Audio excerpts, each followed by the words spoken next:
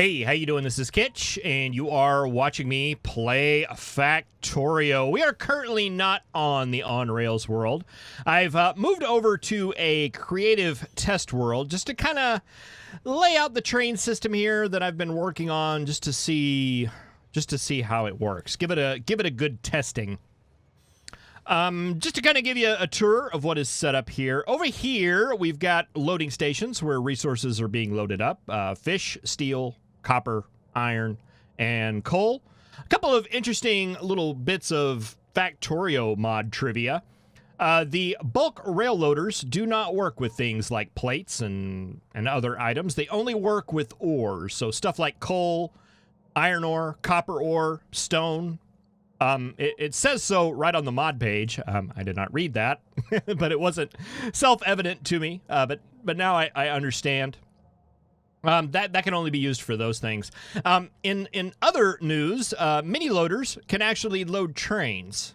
I tried this in the C-Block series, and several of you made fun of me for thinking that loaders would work on trains. So I got it in my mind that loaders don't work on trains. Well, I guess they do now. Things keep changing. So I try it, and I get made fun of, and then I don't try it, and I can't win. But anyway, mini loaders work for loading trains. Interesting bit of information there. But this is our loading area where those resources get loaded up. The trains come and move to our train yard, which is set up similar to what we had in the on-rails world. But I did do the fueling here just because it was kind of convenient. And then those trains get dispatched off. I set up 3 stations that are all requesting different things. This one's requesting iron, copper, fish. This one's requesting coal, iron, copper, fish. And this one's just requesting iron and steel. And things are working. I'll say they're working. This is working out really, really well. I've set up a little light system here just kind of as a visual indicator. If any request is coming through at all, these lights will light up. And then the individual requests will actually light up with what is being requested. So right now we are getting a request. It's a request for fish. As soon as that train goes, all those lights go off. And we can just kind of sit here and wait. Okay, we just got one for steel.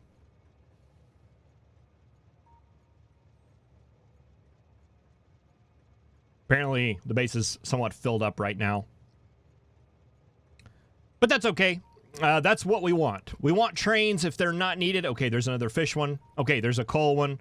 If the trains aren't needed, we don't want them out on the network causing traffic. We just want them hanging out here where it's nice and safe.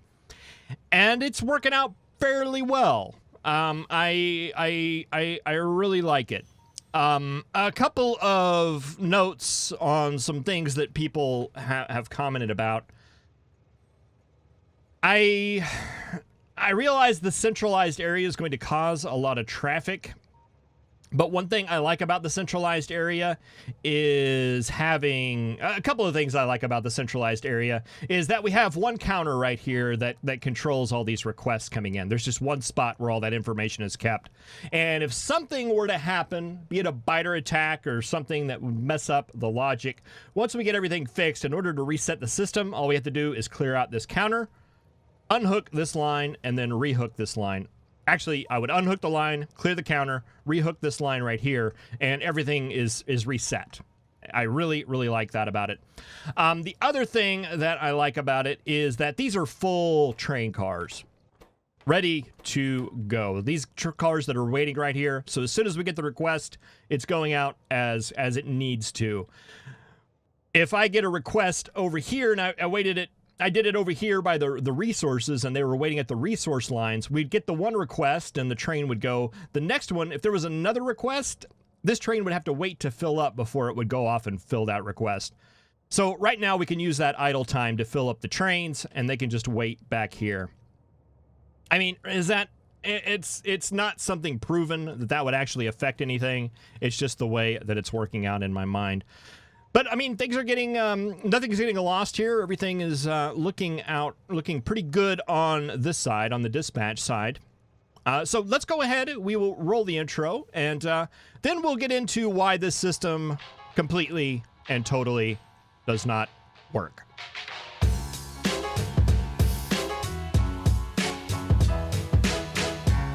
Now, there's an episode 2.5. It was actually an in-betwixt episode, and even though it's technically not part of the series, it really kind of is. So, I mean, just depending on how consistent they're wanting to be, they might want to go back and check. Yeah. Yeah, 2.5. It was an in-betwixt. So, I've got a light set up here that is basically reading if all these stations are happy. They have the items that they need. Right now, this light is off. It was on, now it's off. And this light tends to be off quite a bit. So let's take a look at more of what this light means. Currently, this belt right here is empty, meaning we don't have any fish. We're not sending any fish out. We're not using any fish. This station is sad. So that light is off. These two down here are happy. They have all their items. This one right here is missing fish. And interestingly enough, we just had a fish train go to this one that has plenty of fish, whenever that fish train should have gone over here. Okay, now we're filling up this guy. And now he's happy. And our light is on. It was off. Now it's on. So this light is off a lot more than I would like it to be. And kind of the train behavior that you're seeing here, I mean, I know it's partially my fault. I can't blame the trains. But, I mean, right there, we had a coal train, or a copper train come up, and now we're having a fish train. This thing needs coal. This coal train was waiting here. The coal is the train that we need up here in order to make that light come on. But he had to wait for a couple of trains that may or may not have actually been needed. We have an iron train coming up here. Do we need this iron train up here? I guess we'll find out. Okay, we actually did. But we have another iron train here. This one's going to fill up that request, so this one's going to not be needed. And hopefully we get the iron before... Hopefully we get the copper before we get the iron. Because, yeah, there's a lot of things going on here. The fundamental problem is that I wanted to have all the items be dropped off into one location. And I think this worked in the C block playthrough because I didn't have a lot of logic going on. There were just trains going through a set schedule and dropping off things as they were needed. There wasn't requests going out. We weren't shutting off stations. Well, these stations are never going to be shut off, right? So now I have all my iron trains, all my copper trains, all my coal trains going to this station because it requests those items. But if the one item we need is fish, we don't need the other two things. We're still going to get the items coming in as long as this needs one. And then when it shuts off, that's when all the trains will use the turnaround and move off. But the train station never shuts off until all the items are fulfilled. And that's not going to work. And I hate to think about all the logic we would have to do. I mean, we could throw more trains at it. We could certainly throw more trains at it, but that's not nearly an elegant enough solution for what I want to do. There's also another problem that we have in sending out extra trains onto the system. What I mean by that is with the amount of fish that we have requested here, one train can easily take care of both of these requests. But when this one runs out, he's going to request a train. And when this one runs out, he's going to request a train. So we're going to send two fish trains out to fulfill a request that could easily be done by one. And this is kind of a classic thing about not worrying or not keeping your units, not tracking your units. Back in elementary school, you know, when you were doing math, you would learn your basics like addition, subtraction, multiplication, whatever the unit was about. And then you would have the word problem at the end where they were converting it over to like measurements like feet or meters or whatever. And you'd answer the question and you'd say, you know, 275. That's the answer. And then the teacher would still count it wrong because you didn't say 275 feet or 275 meters. And you'd be like, oh, come on. Well, it's kind of, we weren't working with units here. So the units we're dealing with here is the amount of items that we need in a minute. So we're kind of dealing with time units here. Whereas with what we're requesting train units. We're requesting different units it's not working out swimmingly. We could do that. We could translate that somehow using combinators into numbers of trains and probably work out a system. But at one point, I just had to kind of stop and say, okay, let's rethink this. Let's kind of look at it from a big picture view and see what can be done about it. So that's what, if we look up here, I have a very similar but a very different sort of train system set up here. And I'm not saying that I'm going with this one, but this one is working out a lot better. You'll see our loading area over here. It's exactly the same. You'll see our dispatch station here. It is also exactly the same. Where the difference comes in is the actual individual stations themselves. Big difference number one that is pretty apparent as you're looking at it is that there's now a station for each individual item.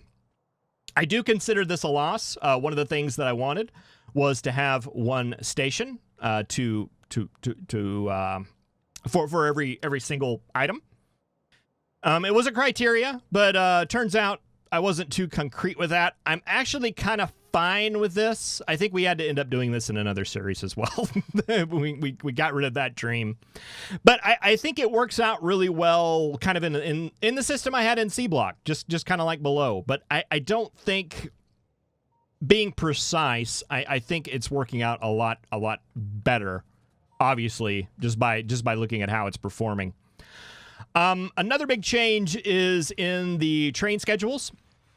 Whereas before, if we take a look at one of these copper trains, it's doing its thing where it's picking up, it's going to the launch stations, and then it's going to go and hit every single one of these stations, which is named differently. So I've got it named for the items that it's currently wanting. So this one wants iron, copper, coal, and fish. This one wants iron, copper, fish, etc.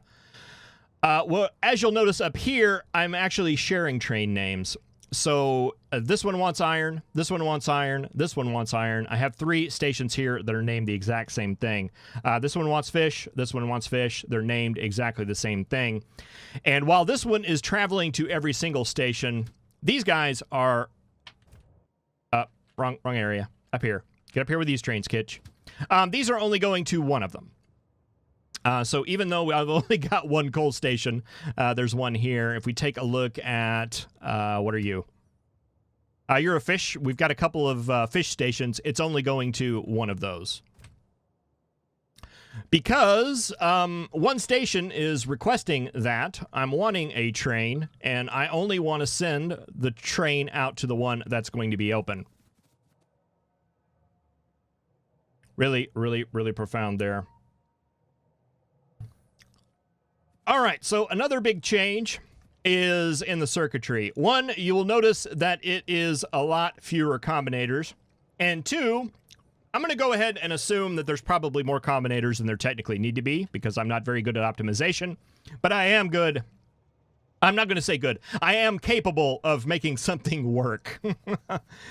So let's take a look at how these guys work. Actually, let's come up here where I was working on this to kind of see how these guys work. Let's see, this one's a little bit more spread out. All right, so you'll notice that we have a lot fewer combinators here. We'll ignore these first 2 at the moment, but we're going to look here and we're going to look at our request. Now, in the other system, the request that we set on this constant combinator was the amount of items that we wanted per minute. That was the whole time units that we're worrying about. In this one, I'm worried about train units. So what I'm setting here is the number of items that fit into a stack. So since copper stacks in groups of 100, I want to set 100 copper here. So we want the number of items that go into one stack. We're going to ignore these first 2, as I mentioned, and we're going to go straight into the second one right here. The second one is taking that signal, multiplying it by a -10. Now, what that 10 represents is basically the low water mark. When I want to call a train, I want to call a train whenever there is less than 10 spots open in this chest. So right now, each row is 10. So we have 10, 20, 1, 2, 3, 4.5. We have 24.5. Now we have 24 slots. So when there's only 10 slots left, that is when I want to call the train. And I can adjust that number depending on what the station needs are. I can adjust it down lower. I can adjust it down higher, just depending on what that is. And then we're going to take that signal, which would be a negative signal. We're going to combine that with what we currently have and send that into the back of this combinator. And we're just going to say if there's less than or we don't have enough items, if that condition is true, we're going to send that out. And then that's going to convert over into a green signal. So if we're getting something, we're sending out a green signal to say that, hey, we need this station turned on. We are running out of items.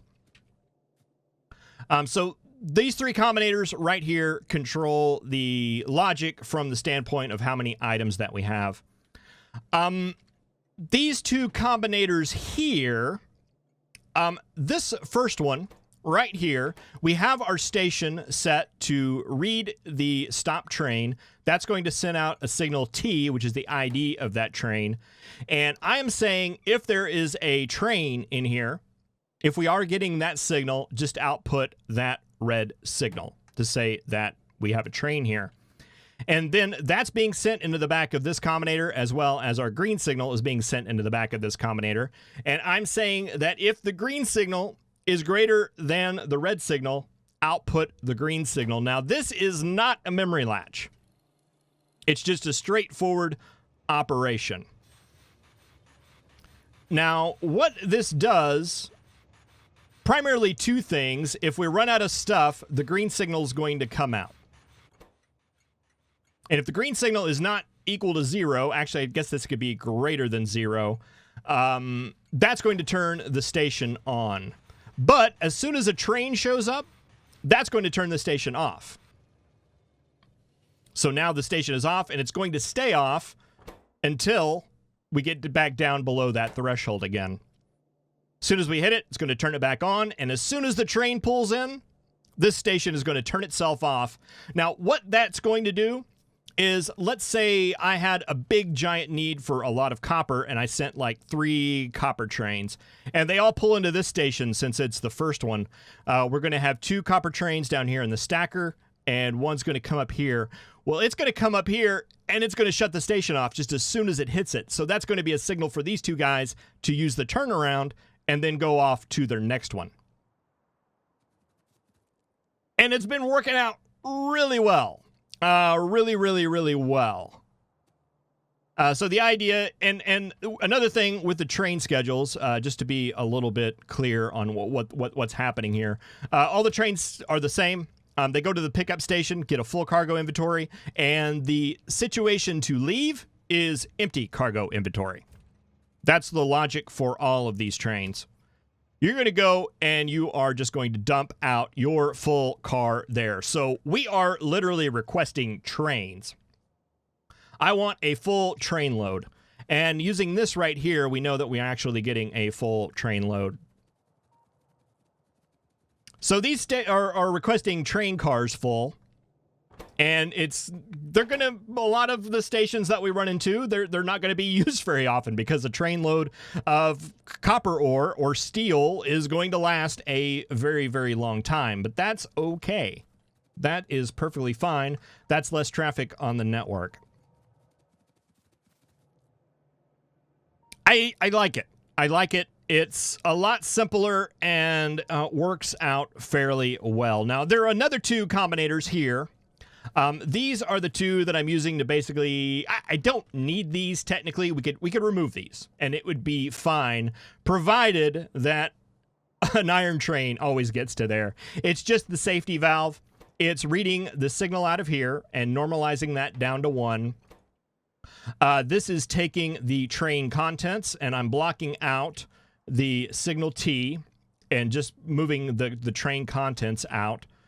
And then that is being sent to these guys, and I'm just saying if anything equals 2. So the train has it, I need it, we're going to turn those inserters on.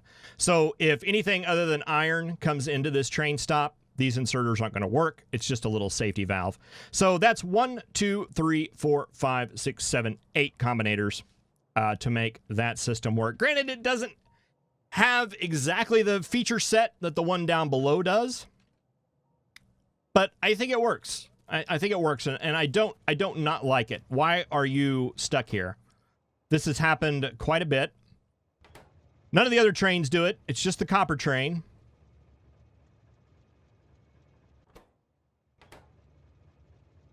It makes me think there might be like a bug.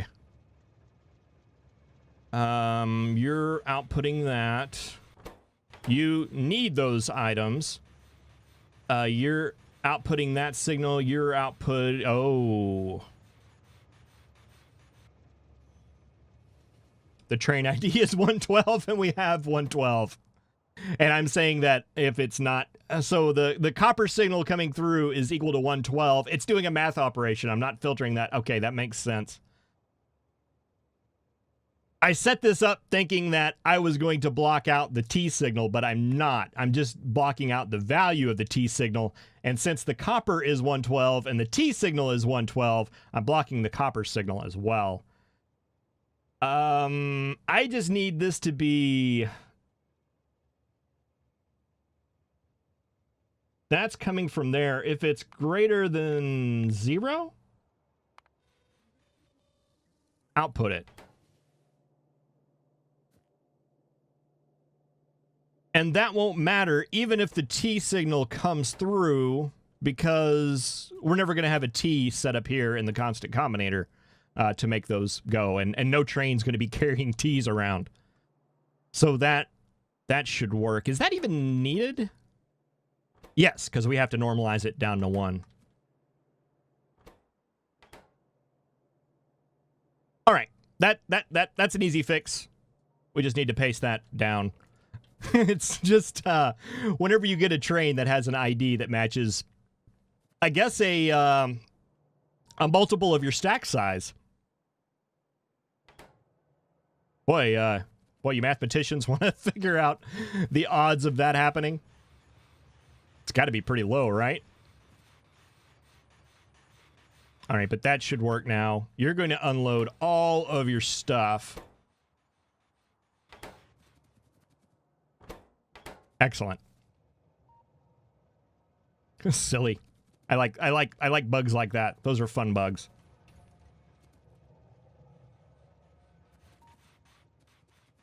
All right, well, I'm going to play with this concept a little bit more, I think. I don't hate this. I don't hate this, and it's been working out really well. Another little thing I'd like to point out is I do have this mod installed and working with these guys.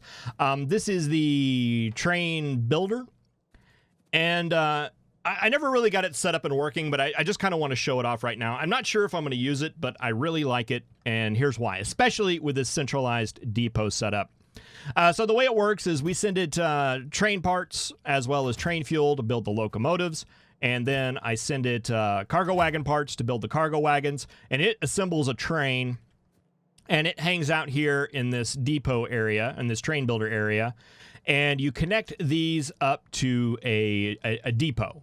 In this case, I'm connected up to Launch 2. Now, Launch 2 is up here.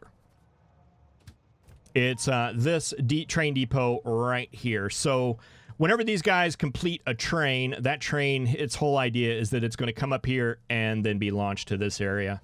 So while I have this set here, is that this is just a blank train ready for me to go at any point. So if I decide that I want another steel train, I can just come up here and copy that steel train schedule down to this guy.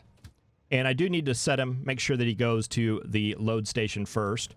But other than that, that's out there. And then I have a brand new train ready to go.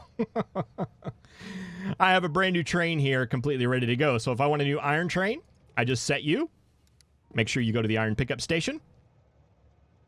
And then, boom, I have a new blank train ready to go. I like it. It's really cool.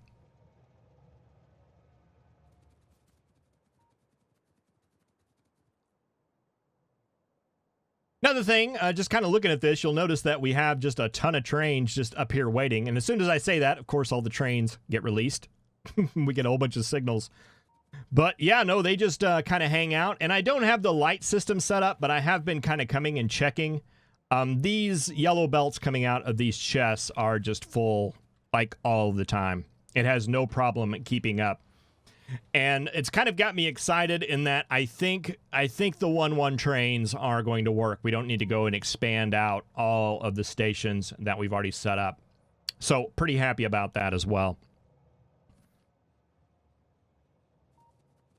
All right, well, I'm sorry. I spent most of the time here in a creative world, not in the real world, and I apologize for that. But I think what I've learned through this little experiment and what I've gained through this little experiment, I think is going to pay off really, really nicely. You know, I work with projects in my day job, software projects, integrating systems and things like that. And one of the kind of things we always say during the meetings, especially when we're starting off, is let's not try to commit to any major decisions whenever we have the least amount of information. And that's generally when you're starting. You want the flexibility enough to, as you learn more and as you discover little quirks in your system, that you're flexible enough to be able to make changes and not just stick to what you originally wanted. And I think most successful projects, at least the ones that I've been a part of, do account for that flexibility. The ones that don't, you just have to truck on through, fixing a problem, trying to work around a problem that may or may not ever work out. Those very rarely end successfully or in a satisfactory way where everybody is happy with it. But as you can see right now, the big problem is that we're not getting enough items to these stations, because that light is off. But thank you for watching. I really appreciate it. I will see you in the next episode where I'm going to do a little bit more playing around with this system, and we'll see where we end up with for the base. Thank you very much for watching. I will see you next time. Have a good one.